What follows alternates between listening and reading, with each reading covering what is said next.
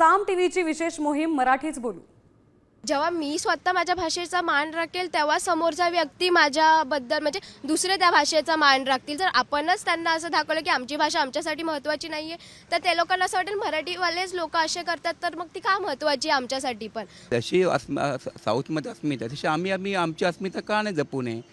मराठी ही आजची नाही, अनेक प्राचीन त्याला इतिहास आहे, तर आपण इतिहास का लपवतो। त्यामुळे आपली मराठी ही भाषा टिकली पाहिजे। साम टी व्ही असे अनेक करतात, तुमचं कौतुक आहे आणि हे जगली पाहिजे, टिकली पाहिजे। एवढे संत वगैरे आपल्या ह्याच्यामध्ये होऊन गेले त्या मराठी मातीमध्ये।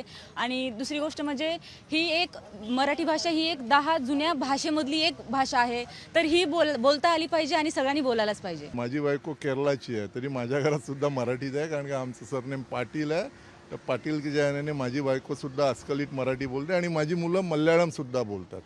कारण का जे प्रकार साऊथ इंडियामध्ये आहे ते आपल्या भाषेला जपतात, ते मी माझ्या घरातनं शिकलेलो आहे।